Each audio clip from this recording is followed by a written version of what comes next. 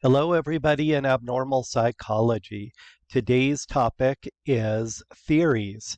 As a psychologist, I can tell you that this comes up in conversation quite often, even with strangers. People want you to explain why someone is the way that he or she is. So, for example, people will ask me about their ex-boyfriends or girlfriends, ex-husbands or wives, their mother-in-law, their brother, their sister. How come this person acts this way? Well, there's no easy answers. It's all theory. We don't know for sure. Same thing is often true in medicine. Why do you catch a cold or get a sore throat? Is it your diet? Your exercise or lack of exercise? Is it contagious? Is it all of those things? Maybe you're not getting enough sleep. It's theory. A lot of things in life are like that. So, moving right along. Here are the theories that I want you to know for the exam and that are just good to know for psychology classes in general. Behaviorism. Behaviorists would argue that their theory is not so much as a theory as much as it is a research-based platform. So they don't always like the word theory, but they're always included anyway in a chapter on theories. Behaviorism, because a lot of it is research studies, so I can see their point. It all started with Ivan Pavlov. He didn't even know that this is what he was measuring, was behavior. He thought he was measuring digestion in dogs. But what Pavlov found was, there's his name and the description, classical conditioning. You've probably heard this in other classes about Pavlov. Look, even a little picture of him from the early 1900s, ringing a bell and the dog would react to the bell. Pavlov just used that bell so his assistant would come feed the dogs. But after a while, the dogs learned the bell meant food. They would go crazy, wagging their tails, jumping up and down, panting. But when he opened their mouths, they were filled with saliva. And that was the classical conditioning part. The bell and the food ended up meaning the same thing. So see, an external stimulus can be conditioned. You can learn to react to it. So that's pretty much what you need to know about Pavlov. Classical conditioning is involuntary behavior, things that you didn't plan on doing. Well, it took about 10 or 12 years, but this came to the United States. Pavlov was Russian, of course, with John Watson. Watson read a study that Freud did with a little boy who was afraid of the family horse, and Freud argued that it was unconscious and sexual in nature. Watson, forgive my language, said, "This is bullshit." That was a phrase used 100 years ago, apparently. Watson proved that fears can be conditioned. The little boy wasn't afraid of the horse for unconscious reasons, he said. The boy learned that the horse was scary. For one reason or another, the horse did something that scared the little boy. So, Freud's study was little Hans. That was the boy who was afraid of the family horse. Well, Watson did his study on what he called little Albert, a baby who was at the hospital where Watson was working, Johns Hopkins University, and they ended up calling the study the Little Albert study, kind of mocking Freud's Little Hans study that was showing why the boy was afraid of the horse. So, this is horrible. Watson and Rayner, his student, Rosalie Rayner, he ended up marrying her, but that's another story. They made this little 11-month-old baby terrified of a white rat that he liked at first.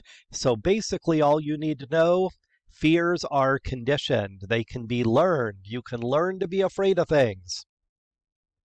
You don't need to know all the little details there. However, if that wasn't mean enough, Watson and Rayner had the baby generalize his fear. What did that mean?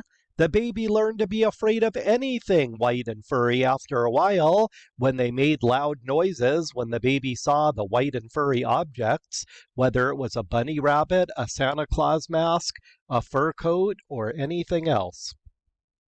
fears can be learned. Well, classical conditioning is involuntary behavior. Operant conditioning is voluntary behavior. You do something on purpose, hoping to get a reward. We talked about dogs. Let's talk about cats for a minute. Ed Thorndike started this operant conditioning, and what he did was had cats in a cage, but it was a complicated cage. The cats needed to push on a lever to get out of the cage, and after they did, they got rewarded with food. Cats like to crawl into small places, but they don't like it when you put them in those small places, do they? He called that the law of effect. If you do a behavior and it's followed by what he called a satisfying state of affairs, something positive happens, you are more likely to do the behavior again. Repeat the positive behavior. Law of effect. Well, it took about 20 years for this to catch on with B.F. Skinner. Even if you've never heard of him, he had a tremendous impact on psychology. Did you grow up with point systems? Did you grow up with a chart on the refrigerator or different levels of privilege in school where you get like the white level and the red level and the blue level, what we call a token economy? Skinner invented that. He had what he called schedules of reinforcement. All you need to know here, it gets kind of complicated, is this. Continuous means you get rewarded every time you do the behavior correctly. That's the worst kind, because then you come to expect it, and after a while, well, you don't even want the reward because you're kind of sick of it. What's better is anything variable. You will see right here, and I shouldn't do that, and right here, variable.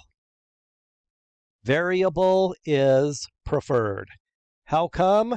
Either interval, which means time that goes by, or ratio, the number of times you have to do the behavior. Variable is better. What that means is it's unpredictable. When you don't know when the reward is coming, you're more likely to keep doing the behavior. Think about gambling. Why do people struggle with gambling? Because they don't know when the reward is coming. It wouldn't be nearly as exciting if you could predict it exactly, would it? Moving right along. One more behavior person, and this guy is still alive. Last I checked, he's 95 years old. Albert Bandura, social or observational learning. Bandura called it modeling. When you watch someone do something and then you try it, and if it's rewarding, well, you keep doing it. Maybe that's how you learned how to drive, or play the piano, or swing a baseball bat, or shoot a free throw. You get rewarded for watching other people. Maybe not actual rewards, but it becomes a rewarding experience. You do what that person does, and it becomes a positive experience. Bandura's famous study, you can see it in the background of where he's sitting, the Bobo doll study. Children watched an adult beat up on a plastic blow-up Bobo doll, and then they engaged in the same behavior because they thought it was fun or humorous or, rewarding in one way or another. They got attention for it, perhaps. You repeat behaviors that you see. All right, enough of that. Cognitive.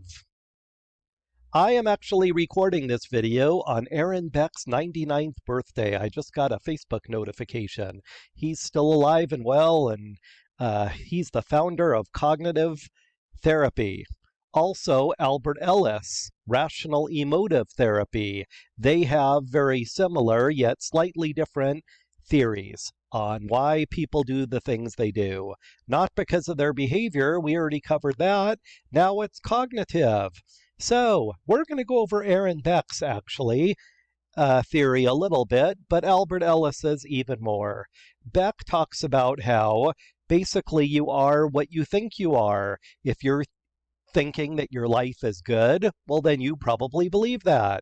If you think your life is bad, well, then you probably feel depressed. And by the way, Beck is best known for his depression research. The Beck Depression Inventory and other things that he's been involved with over the last 70 years or so, it's amazing that he's put out over 600 research studies. Albert Ellis had a very simple philosophy that's easy to understand, or I should say theory. ABC. A is an event that happens to you, and C is the consequence, the emotion you feel. But wait a minute, we forgot B, the belief. That is the important part, the belief. What did he mean by that? Well, if you get a test back in class and it was a bad grade, that's the activating event. The consequence is you feel upset or angry. But why? It's your belief. Do you feel like the test was too hard and you got cheated? Did you feel like that you were too stupid to do well on it? Those are irrational beliefs. That's what Ellis would say. So very similar to Beck's theory, but slightly different. There's a picture of both of these gentlemen. Psychoanalysis, Sigmund Freud. It's known as the depth hypothesis because you want to go deep into your mind to get to know your unconscious. Consciousness are things that you are aware of. Pre-conscious or subconscious are things you could become aware of if you wanted to, but they're kind of buried deep in your mind. But what's really buried at the most deep level, unconsciousness, the things we are not aware of. Speaking of unconscious, we all have an id. It's completely unconscious. And when you're born, that's all you know is your pleasure principle. What's good for you? What makes you feel good, and the pain and discomfort you're trying to avoid. Your ego, your sense of reality, what you can do, what you can't do, what you can get away with, what you can't get away with, and then your superego, your sense of morals, what is right for you and not right for you, your morals. So we all have this balance. Gee, I want to eat dessert, and my superego says, no, you shouldn't, that's bad for you. And my ego is caught in the middle. Maybe that's true for lying, stealing, cheating, all kinds of things too. But Freud said that humans are largely sexual and aggressive creatures like other animals. Well, wouldn't that stuff come from the id? Whereas the superego, your morals, would tell you you're not that kind of person, you shouldn't do immoral things. What's caught in the middle? Your ego. That's Freud's theory of the unconscious. And there it is in a chart with an iceberg. An iceberg is only visible related to what's on top of the water. Slightly below it is the preconscious or subconscious, but most of it is buried deep. And you see there, that's where the id is located also. So, what is the ego to do? The ego has to defend itself because the id and superego are constantly battling with each other. So the id uses defense mechanisms. There are only 4 I want you to know, even though there's actually many more. There's 11 total. Repression. Sometimes you get so much stress from the id and superego battling with each other that you just forget whatever the stressful situation is. Projection. You might project your negative feelings onto someone else. You accuse someone else of cheating on you or hating you or saying mean things about you behind your back. What if you're the one who feels that way, but you accuse someone else? Well, then you are using projection. Regression. This occurs when you act younger. That battle between the id and the superego, well, sometimes it feels better when you just act younger. A middle-aged person acting like a teenager, like a midlife crisis, a teenager acting like a young kid acting like a baby, those are all forms of regression. Do you see how all of these are bad things because they don't solve your problem? Well, sublimation is the only good one. The last one here that I put on the list, sublimation. Using your negative feelings in a positive way. So maybe you don't like the way you look, so you join a gym or you get exercise or you make yourself watch what you eat. Maybe you don't like how much money you make, so go back to school and get a better job. If you can force yourself to do positive things with negative energy, it's sublimation. By the way, that's one of the only positive parts of Freud's theory. Most of his theory was kind of negative and, saying that people don't change because we're all about our unconscious. Sublimation is a rare positive thing from Freud. Next theory, humanistic. Look at the first 5 letters. Human, being the best human that you can be, the best person that you can be. One of the more popular theorists and well-known theorists of this is Carl Rogers. The concept of self-actualization comes from him and Abraham Maslow, similar in that way. They just address it slightly differently, kind of like Aaron Beck and Albert Ellis did with cognitive. With humanistic, there are 2 big names too, who address it slightly differently. So Rogers would say, how come people don't live up to their potential? Well, we all have these conditions of worth. That's a problem. We want to please other people and live up to other people's expectations. Whether it's parents, teachers, religious leaders, we try to be perfect for them and not live up to our own potential. That's what gets in the way of being the best we can be. But for I already said that. Abraham Maslow, it was a pyramid that gets you to self-actualization. Slightly different, but similar. On the bottom, we have physiological needs that we need to meet, like having our food every day and drink and sleep and being able to go to the bathroom. Safety needs, our need for safety and security. Love and belongingness, you need to feel loved and cared about and like you fit in society. Esteem needs, being the best that you can be comes after you believing in yourself. And then self-actualization, reaching your potential, being the best you can be. Now, Maslow believed that you could reach this. You could be a shining star here at the top. Sorry, bad artwork on my part, huh? At the top of your own pyramid. You could reach self-actualization and be the best that you could be. So he was very optimistic. Kind of the opposite of Freud, don't you think? Neuroscience. I gotta be honest with you, this was fascinating to me as a medical and psychological theory. Why are we the way that we are? Not our unconscious, not our thinking, that's cognitive, not our behavior necessarily, that's behaviorism, not our inability to reach our potential, that's humanistic. What if it's all in our brain? What if it is brain chemistry? You know what? It could be all of these things, but this theory to me is fascinating. Behavioral genetics. You have a genotype, your genetics, but your genetics and your life experience turn you into your phenotype. Genetics plus your environment. Your problem could be structures in your brain. There's been some proof of that with schizophrenia, that certain parts of their brain and cortex and other things are different than they are in people without symptoms like that. However, here's ones that we're going to focus on. Chemical imbalances. You've probably heard of this in other classes. Serotonin is a chemical directly related to depression. Dopamine is related to schizophrenia, among other things. Acetylcholine, memory, and norepinephrine, anxiety and panic.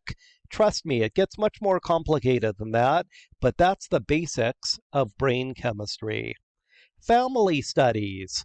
What if you are just like your mom or your dad or your brother or your sister? Does that mean it's genetic and you inherited it? Maybe is the answer. Didn't you also grow up around those people? Well, what if you're adopted? Wouldn't that be interesting if you're more like your parents who raised you or your biological parents? But wait a minute, the whole idea of being adopted changes you also. Whether it happened when you were an infant or a young child, it does matter. So what would be the best way to know if someone has personality traits because of genetics or their life experience? Well, it would be to find identical twins who share almost exactly the same genetics who were separated at birth. Doesn't that sound crazy? There was a documentary movie about that not long ago, but there was a study at the University of Minnesota. You'll see it here, the Minnesota Twin Studies. I'm going to post something on the Canvas page about this as well, that looked at all different kinds of combinations of kids who were adopted, kids who were not adopted, twins that were separated at birth, and they found some interesting things. Identical twins who were separated at birth and did not even know each other, they ended up being very similar as adults. How crazy would that be after all these years that you get introduced to somebody who was your identical twin separated at birth? Wouldn't that just freak you out? I think for most people it would.